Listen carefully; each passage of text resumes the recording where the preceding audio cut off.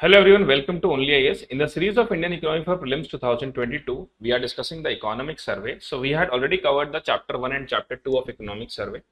Chapter 1 और chapter 2 हमने cover कर लिया। अब मैं चैप्टर 2 के बाद चैप्टर 4 पहले आपको पढ़ाऊंगा। उसका रीजन ये था कि चैप्टर 2 में हमने फिस्कल पॉलिसी कवर किया और चैप्टर 4 में मॉनेटरी पॉलिसी है।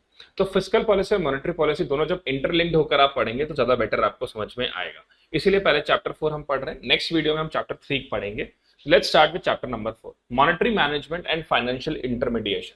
अगर देखा जाए monetary management and financial intermediation तो क्या समझ में आता है कि करंसी जो मॉनेटरी पॉलिसी कमिटी है, जो कंट्री में इन्फ्लेशन के मॉनेटरी पॉलिसी को एडजस्ट करती है according to inflation, interest rate को एडजस्ट करती है, उसके कंटेक्स्ट में अब हम आज यहाँ पे क्लास को पढ़ेंगे। तो let's start, first of all let's start the very important thing first, that is कि मॉनेटरी डेवलपमेंट कैसे हो रहा है, मॉनेटरी डेवलपमेंट इकोनॉमी के अंदर कैसे हुआ and growth inflation trade off. तो देखो, अब क्योंकि पता है कि हमने लॉकडाउन आया था, सरकार ने जबरदस्त पॉलिसीज अडॉप्ट करी, सरकार ने कहीं ना कहीं फिस्कल पॉलिसी एक्सपेंशन किया, सरकार ने एक कैलिब्रेटेड फिस्कल पॉलिसी को अडॉप्ट किया था।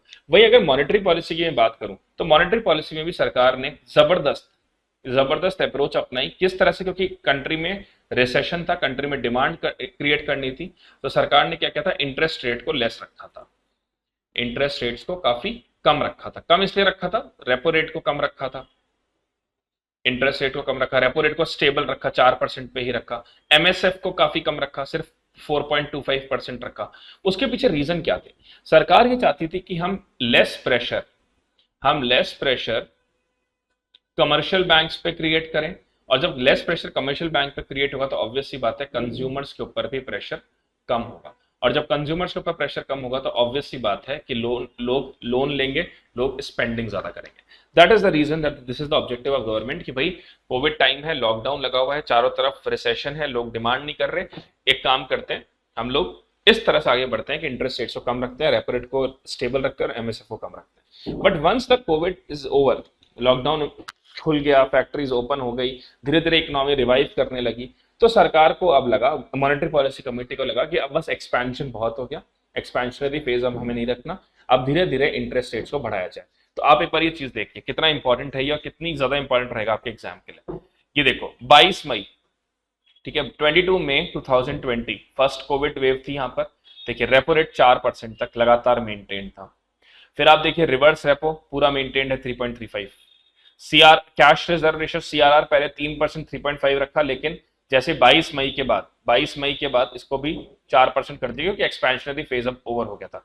इनिशियली फर्स्ट वेव में देखिए कितना कम सीआरआर रखा गया है, 3 और 3.5, ठीक है। उसके बाद 4% इंक्रीज किया सीआरआर जब उन्हें लगा कि अब एक्सपेंशनरी फेज है, अब लॉकडाउन खुल चुका है, इकोनॉमी रिवाइव कर रही है, now we can increase CRR. CRR आपको पता होना चाहिए, every commercial bank requires to keep some reserve in cash form with RBI, ठीक है। स्टैट्यूटरी रिजर्व देखिए, एसएलआर तो सेम ही है तब से, 17 अप्रैल 2020 से अब तक 18% पे चल रहा है। What is SLR? Every commercial bank required to keep some reserve in cash और non cash form with themselves. वहीं आप एमएसएफ रेट देखिए 4.25, पीनल रेट सिर्फ 4.25 रख रखी है MSF, that two is stable. तो इससे क्या समझ में आता है? इससे ये समझ में आता है कि सरकार ये चाहती थी कि भाई इकोनॉमी को रिसेशनरी फेज से ओवर किया जाए, ठीक है, इकोनॉमी में इंटरेस्ट रेट्स को कम रखा जाए, रेपो रेट सीआरआर एसएलआर को लेवल पे रखा जाए, ताकि कमर्शियल बैंक्स के ऊपर प्रेशर ना डाला जाए, और जितना कम प्रेशर आप कमर्शियल बैंक्स पे डालोगे उतना ही कम प्रेशर वो ट्रांसफर करेंगे लोगों पे, हम पे, और हमारी लोन लेना आसान हो जाए। और फिर ये बात भी बोल दी गई थी कि भाई जैसे अगर एमएसएमई लोन ले रही है और 180 डेज का टाइम पीरियड ओवर हो गया, तब भी इसको नॉर्मल लोन ही ट्रीट किया जाए। सरकार गारंटी दे रही थी एमएसएमई की बिहाफ पे कि अगर ये लोग लोन नहीं दे पाते हैं तो we will pay on behalf of them. So this is how the government is actually trying to focus on monetary policy. तो अगर देखा जाए तो सरकार ने अकोमोडेटिव मॉनेटरी पॉलिसी अडॉप्ट करी। अभी अकोमोडेटिव मॉनेटरी पॉलिसी क्या होती है? Accommodative monetary policy that means सरकार ने ना तो इंटरेस्ट रेट्स स्टेबल रखी, इंटरेस्ट रेट्स को स्टेबल रखा, 4% तो 4% ही रखा, या फिर उसको रिड्यूस करा, या इंटरेस्ट रेट्स को रिड्यूस किया। तो मॉनेटरी पॉलिसी कमेटी ने अपना टारगेट बना रखा है इन्फ्लेशन को, दैट इज 4% ± 2%, 4% ± 2%, मतलब विद इन द रेंज 2% से 6% रेंज। अपार्ट फ्रॉम दैट सरकार ने मनी मल्टीप्लायर भी हमारा कंपैरेटिवली डिक्रीज हुआ, उसके बाद में वो इंप्रूव हुआ। क्यों हुआ मनी मल्टीप्लायर आपको पता है, regarding to the flow of money circulation in the economy. तो flow of money comparatively reduce था, क्योंकि people are actually trying to save more, लोग सेव ज्यादा कर रहे थे, लोग अपने पास डिपॉजिट ज्यादा रख रहे थे, लोग बैंक्स में पैसा जमा ज्यादा करा रहे थे, they are not actually incurring the expenditures more during the covid time, but it gradually improved after the first wave, after the second wave as well. So money multiplier का कॉन्सेप्ट यू ऑल नो, मैंने बहुत से समझा दिया था आपको, M1 M2 M3 M4, फिर मैंने आपको बताया था कि मनी मल्टीप्लायर से क्या होता है, बैंकिंग हैबिट्स इंक्रीज होती है, तो लोगों ने सेविंग ज्यादा करी rather than incurring the expenditure. Apart from that, जैसे ही कोविड का टाइम पीरियड ओवर हुआ, लॉकडाउन ईज हुआ, वेव चले गई सेकंड वेव, सरकार ने अब थोड़ा सा सोचा कि अब इंटरेस्ट रेट्स को हम इंक्रीज कर सकते हैं, अब रेपो रेट्स को हम बढ़ा सकते हैं। अपार्ट फ्रॉम दैट, सबसे बड़ी बात ये पॉइंट बहुत ज्यादा इंपॉर्टेंट है एग्जाम के लिए, वेरी वेरी इंपॉर्टेंट पॉइंट है ये, बहुत ज्यादा इंपॉर्टेंट है ये। सरकार ने एक नया मैकेनिज्म निकाला, that is called as variable rate reverse repo. आपको पता होगा कि रिवर्स रेपो क्या होता है। Reverse repo means the rate at which commercial bank park their extra funds with RBI. कोई कमर्शियल बैंक है, उसके पास एक्स्ट्रा पैसा रखा है, उसने आरबीआई में जमा करा दिया, आरबीआई उसको इंटरेस्ट दे रहा है, तो उसकी फिक्स रेट होती थी, दैट इज जो रेपो रेट है उससे 1% कम, जनरली जो रेपो रेट है उससे 1% कम रखा जाता था। लेकिन अब क्या हुआ, अब आरबीआई ने यहाँ पे बोला कि हम वेरिएबल रेट रख रहे हैं। वेरिएबल मतलब फिक्स नहीं है, that is not fix, it's variable, it is according to the situation. अगर इन्फ्लेशन ज्यादा है इकोनॉमी में, मान लीजिए इन्फ्लेशन बहुत ज्यादा हो गया इकोनॉमी में, तो हम रिवर्स रेपो की रेट को बढ़ा देंगे। बढ़ा क्यों देंगे, ताकि कमर्शियल बैंक ज्यादा रिजर्व हमारे पास रखवाएं और कम लोन जनरेट करें। मैं आपको सब समझा चुका हूँ कि रिवर्स रेपो हम क्यों बढ़ाते घटाते हैं। अगर इन्फ्लेशन ज्यादा होगा तो रिवर्स रेपो का रेट इंक्रीज कर दिया जाएगा, ताकि कमर्शियल बैंक ज्यादा पैसा आरबीआई के पास रखवाएं और कम पैसा लोन के फॉर्म में दें। जब कम पैसा लोन के फॉर्म में देंगे तो अपने आप इन्फ्लेशन कंट्रोल हो जाएगा। और वहीं जब रिसेशन है तो रिवर्स रेपो की रेट को कम कर दिया जाए, ताकि कमर्शियल बैंक ज्यादा पैसा आरबीआई के पास ना रखवा के लोन के फॉर्म में दें। तो देखिए सीआरआर को भी हमने मेंटेन रखा। अपार्ट फ्रॉम दैट, हमारा जो ग्रॉस एनपीए था वो अच्छा, अब आपको ये एक टर्म बहुत इंपॉर्टेंट है समझानी, ग्रॉस एनपीए और नेट एनपीए, ये भी एग्जाम में पूछा जा सकता है। What is the meaning of gross NPA and net NPA. Gross NPA और नेट एनपीए क्या है, क्या है ये, that is what is that. तो देखिए ग्रॉस एनपीए मतलब होता है total amount of bad loan, total amount of bad loan plus provisioning, that is gross NPA. और नेट एनपीए क्या होता है, बैड लोन ओनली। जैसे मान लीजिए ये कोई बैंक है, एसबीआई बैंक है, एसबीआई बैंक को पता है कि हमारा हमने एक फंड, एक पर्टिकुलर हमने एक प्रोविजनल फंड बनाया। प्रोविजनल फंड बनाया मतलब हमने 100 करोड़ का एक प्रोविजनल फंड बनाया। अगर हमारे एनपीए होते हैं, तो हम क्या करेंगे कि हम स्पेसिफिकली इस पैसे को एनपीए की प्रॉब्लम को ठीक करने के लिए लगाएंगे। अच्छा, ये डिपॉजिट वाला पैसा इस्तेमाल नहीं कर सकते, जैसे एक एग्जांपल लेता हूं, मान लीजिए एसबीआई बैंक की एक ब्रांच है जिस पे अभी वो वर्क नहीं कर रही, वो ब्रांच ऐसी पड़ी हुई है, उन्होंने इसको रेंट पे दे दिया, उस ब्रांच को रेंट पे दे दिया, उससे इनको 1 करोड़ ईयरली मिल रहा है। तो ऐसे करके इन्होंने अपना एक डिपॉजिट बनाया, प्रोविजन बनाया 100 करोड़ रुपए का, कि मान लीजिए कल को अगर ये 100 करोड़ फिक्स नहीं है, ये तो मैंने आपको एग्जाम्पल दिया है कि हमने एक 100 करोड़ का फंड बनाया, कल को अगर हमारे एनपीए होते हैं तो 100 करोड़ का जो अमाउंट है ये हम इस पर्टिकुलर प्रोविजनिंग से मेट आउट कर लेंगे। ध्यान रखिएगा, इसमें बहुत इंपॉर्टेंट बात है, प्रोविजनिंग में जो डिपॉजिट मनी है आपके पास, जो लोगों ने आपको पैसा डिपॉजिट करवाया, उससे आप ये फंड नहीं क्रिएट कर सकते, वही नेट एनपीए क्या होता है, नेट एनपीए में सिर्फ बैड लोन, आपने इसमें कोई प्रोविजनिंग नहीं बनाई, that is called as net. Clear हो गई बात, ये चीज, दैट्स क्लियर। अच्छा, इसमें जो इंपॉर्टेंट बातें थी वो दो थी, एक तो ये वेरिएबल रिवर्स रेपो और दूसरा मनी मल्टीप्लायर। मनी मल्टीप्लायर का एक रीजन और भी था क्यों डिक्रीज हुआ, क्योंकि बैंक्स ने क्रेडिट इतना क्रिएट भी नहीं करा। ठीक है, क्या हुआ था, मनी मल्टीप्लायर इसलिए भी डिक्रीज हुआ क्योंकि weak credit creation by banks ने, जब बाद में कोविड ठीक हो गया, लॉकडाउन खुल गया, चीजें बेटर हो गई, तो थोड़ा सा इंटरेस्ट को मतलब लोन देने में सरकार ने मॉनेटरी पॉलिसी ने रेस्ट्रिक्शंस भी लगाई थी, इस वजह से मनी मल्टीप्लायर जो है वो फर्दर डिक्रीज हो गया बाद में। चलिए, अब अगर आपसे ये पूछा जाए कि भाई आरबीआई ने स्पेसिफिकली कौन कौन सी जगह पे आरबीआई ने हिट करा और कौन कौन से मेजर्स आरबीआई ने लिए ड्यूरिंग दिस कोविड टाइम, तो देखिए सबसे पहले तो 10,000 करोड़ स्पेशल एलटीआरओ ऑप्शंस के लिए रखा। मैंने आपको याद होता आपको पढ़ाया था एलटीआरओ और टीएलटीआरओ।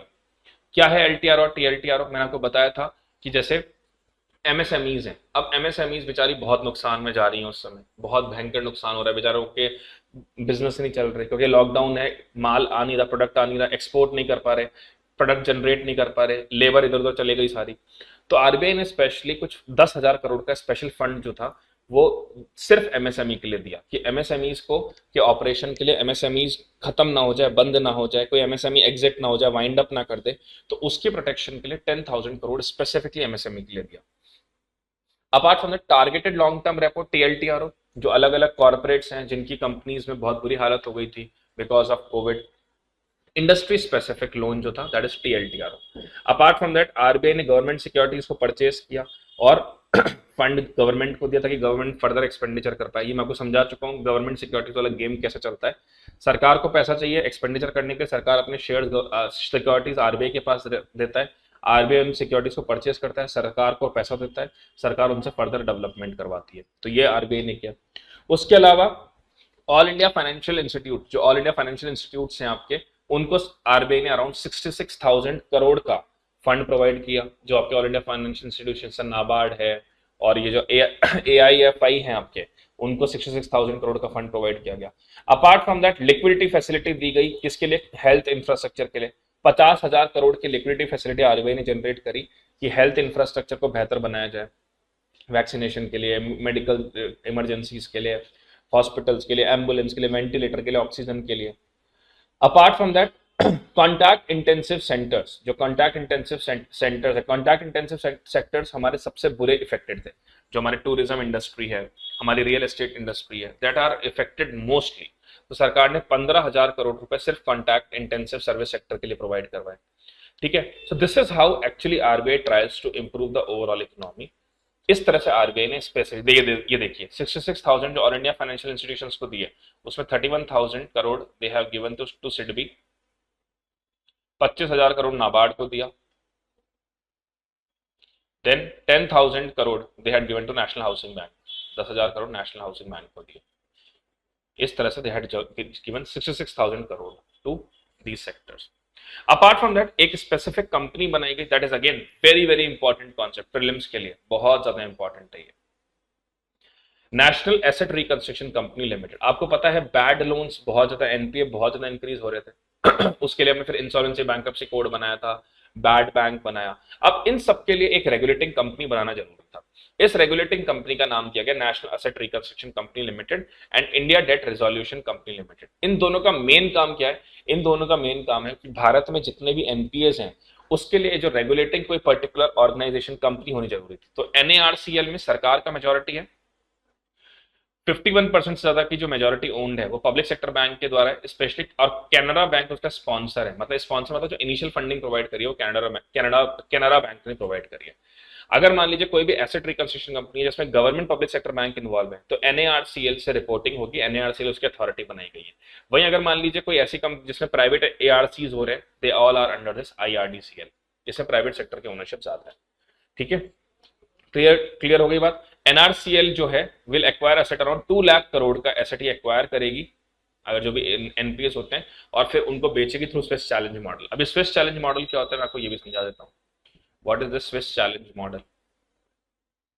मान लीजिए रिलायंस है, रिलायंस गवर्नमेंट के पास आता है, अच्छा इसमें रिलायंस गवर्नमेंट के पास आएगा, गवर्नमेंट रिलायंस के पास नहीं जाएगी। रिलायंस गवर्नमेंट के पास आता है और बोलता है कि हम चाहते हैं कि हम रेलवे स्टेशन पे टेलीविजन्स लगाएं, बड़े बड़े एलईडीज लगाएं, और उसमें हम बच्चों को ये बताएं सेल्फ डिफेंस की ट्रेनिंग देंगे। मतलब ऐसा प्रोजेक्ट हम रेलवे स्टेशन पे लगाएं कि बड़ी बड़ी LEDs we will put on, और उसमें हम ये सिखाएंगे सेल्फ डिफेंस कैसे सिखाया जाता है। उसके लिए ये रिलायंस बोलता है कि हम चाहते हैं और हम इस प्रोजेक्ट को आपको देना चाहते हैं, सपोज करिए 100 करोड़ में। अब गवर्नमेंट बोलती है ठीक है, इट्स फाइन। गवर्नमेंट जाती है अडानी के पास या गवर्नमेंट जाती है टाटा के पास, टाटा को बोलती है भाई रिलायंस एक ऐसा प्रोजेक्ट लेके आया है, आप लेना चाहोगे इस प्रोजेक्ट को, या आप हमें क्या दे सकते हो? टाटा ने बोला यार प्रोजेक्ट तो बहुत बढ़िया है, हम भी ऐसा काम करना चाहते हैं, लेकिन हम आपको क्या देंगे, हम आपको 80 करोड़ में ये प्रोजेक्ट दे देंगे, हम 80 करोड़ में सेम एलईडी सेम साइज सब कुछ हम 80 करोड़ में कर देंगे, तैयार है। गवर्नमेंट वापस रिलायंस के पास जाएगी, बोलेंगे टाटा जी तो 80 करोड़ में कर रही है। रिलायंस मान लीजिए बोलती है ठीक है आप टाटा से करवा लो, तो बात खत्म हो गई। रिलायंस बोलती है ठीक है we will do it in 70 crore, तो फिर रिलायंस को प्रोजेक्ट दे दिया जाएगा। या मान लीजिए टाटा बोलती है कि हम 80 करोड़ में दे पाएंगे लेकिन इतने बड़े एलईडी नहीं लगा सकते, एलईडी हम छोटे लगाएंगे, तो गवर्नमेंट फिर रिलायंस को प्रोजेक्ट दे सकती है। या गवर्नमेंट क्या कर सकती है, गवर्नमेंट इस प्रोजेक्ट को खरीद सकती है, खुद ने खरीद लिया गवर्नमेंट ने 100 करोड़ में, और फिर उसका ऑक्शन कर रही है। अब मान लीजिए कोई तीसरी कंपनी आई अडानी, वो बोलती है हम इस प्रोजेक्ट को लगाना चाहते हैं and we are ready to pay 150 crore to government, तो अडानी को गवर्नमेंट ये प्रोजेक्ट सेल कर देगी। This is how this Swiss challenge model actually work. तो ये NARCL जो है स्विस चैलेंज मॉडल पे ही काम करेगी, ये बैंक्स के बैड डेट्स को लेगी और उनको फिर सेल आउट करेगी through open model, that is this is Swiss challenge model. Clear? So this is the work of NARCL। अब कहीं ना कहीं क्या हो रहा है, जो NPAs हैं वो भी लगातार थोड़े से इंप्रूव होते जा रहे थे, बिकॉज थोड़ा सा स्पेसिफिक ये ऑर्गेनाइजेशंस बना दी और इससे कहीं ना कहीं रीस्ट्रक्चरिंग भी बेहतर होने लगी। अपार्ट फ्रॉम दैट CRAR लगातार इंप्रूव होता जा रहा है बैंक्स का, क्योंकि जो कैपिटल बेस है वो इंक्रीज हो रहा है और बैंक्स बहुत सोच समझ के अब लोन दे रहे हैं। कैपिटल बेस इंक्रीज हो रहा है, रिस्क वेटेड एसेट डिक्रीज हो रहा है, बिकॉज बैंक्स बहुत प्लान करके बहुत सोच समझ के they are granting the loan. ठीक है, और इसीलिए इनके NPAs भी अब रिड्यूस हो रहे हैं and that's a very good sign. जब NPA रिड्यूस हो रहे हैं और कहीं ना कहीं फंड रेजिंग भी बैंक्स को अच्छी हो रही है, ठीक है, people are again depositing their money into the banks, people know the importance of depositing the money in this time rather than incurring the expenditure. As a result of that, what happen is overall economy में जो NPAs हैं वो reduce हो रहे हैं। Then apart from that, what other things are there? Other things उसके अलावा क्या हुई, कहीं ना कहीं ट्रांसमिशन जो बैंक्स जो पब्लिक सेक्टर को दे रही थी that is again increasing. Public सरकार की तरफ से भी जो जो अमाउंट RBI से लिया जा रहा था उसको सरकार ने रिड्यूस कर दिया। ठीक है, apart from that overall monetary policy में बेहतर काम किस लिए हो रहे थे कि benchmark pricing of loan start specific हो गई, लोगों ने अननेसेसरी पर्पसेस के लिए लोन नहीं लिए। जैसे पहले लोग हाउसिंग के लिए लोन ले रहे थे, गाड़ियों के लिए लोन ले रहे थे, दैट अगेन गेट रिड्यूस्ड, क्योंकि डिमांड जो थी वो स्पेसिफिक हो गई थी, लोग चाहते नहीं थे फालतू के एक्सपेंडिचर करने। And as a result of that, और इंटरेस्ट रेट भी RBI ने मेंटेन रखी थी 4% या उससे कम, so for essential purposes loan can be easily available as a result of that. Now bank credit growth कैसे इंक्रीज हुई, बैंक क्रेडिट ग्रोथ कैसे स्पेसिफिकली इंक्रीज हुई, जो क्रेडिट ग्रोथ थी वो लगातार बढ़ती गई। RBI सरकार ने बहुत फोकस होकर RBI को समझाया कि देखिए लोन कौन कौन से सेक्टर्स में देना है। सबसे पहले तो आप लोन उन सेक्टर्स में दीजिए जैसे MSME को, उसको आपको लोन प्लीज प्रोवाइड करिए, उनके NPAs को NPA मत मानिए, बड़ी इंडस्ट्रीज को लोन दीजिए। इनिशियली लोग जो थे वो घर नहीं खरीद रहे थे, व्हीकल नहीं खरीद रहे थे, लेकिन जैसे लॉकडाउन ओवर हुआ पेंट अप डिमांड इंक्रीज हो गई तो वहां पे भी लोन देना शुरू कर दिया गया। अपार्ट फ्रॉम दैट और क्या हुआ, एग्रीकल्चर लोन इंप्रूव होने लगे, NPA जो था वो कम होने लगे, क्योंकि सरकार ने ये बोला कि भाई जो टाइम पीरियड, जो टाइम पे लोन प्रोवाइड कर देंगे हम उनको मोराटोरियम एक्सटेंड कर देंगे, नेक्स्ट टाइम जब वो लोन लेंगे तो हम उसका पीरियड इंक्रीज कर देंगे। हम इंटरेस्ट सबवेंशन स्कीम लेके आएंगे, जो लोग टाइम पे लोन पेमेंट कर देंगे उनको अगले लोन में हम इंटरेस्ट कम इंटरेस्ट पे लोन मिल जाएगा। So this is how the bank credit actually grows. Apart from that digital payment लगातार बढ़ते गया, ऑब्वियस सी बात है, कैश से लोगों के दिमाग में टेंशन था कि कैश से कोविड फैलता है, सो UPI जो था वो इस समय सिंगल लार्जेस्ट इंटरफेस हो गया। सरकार का खुद का भीम ऐप है एंड ऑल दीज गूगल पे and all that get very famous. RBI और जो सिंगापुर की मॉनेटरी अथॉरिटी थी उन्होंने मिलकर प्रोजेक्ट बनाया और now UPI is also accessible in Singapore also. Then apart from that real time fund transfer platform 24/7 available कर दिया गया। Now this is the question that can be asked in prelims, e rupee बहुत बहुत important है भाई ये वाला concept, 100% chance है कि UPSC में आएगा इस साल। Now what is e-rupee, suppose करिए कोई पर्टिकुलर व्यक्ति है, उसके पास स्मार्टफोन नहीं है, अब वो पेमेंट कैसे करेगा ऑनलाइन, डिजिटल पेमेंट तो हमें इंक्रीज करना है, तो उसके फोन में जो भी उसके पास हैंडसेट है उसके फोन में एक पर्टिकुलर वाउचर दिया जाएगा, वाउचर आ जाएगा। उस वाउचर को जैसे वो ओपन करेगा तो उसमें एक स्कैनर आ सकता है और स्कैनर में स्पेसिफिक अमाउंट लिखा हुआ होगा, जैसे मान लीजिए 1000 रुपए।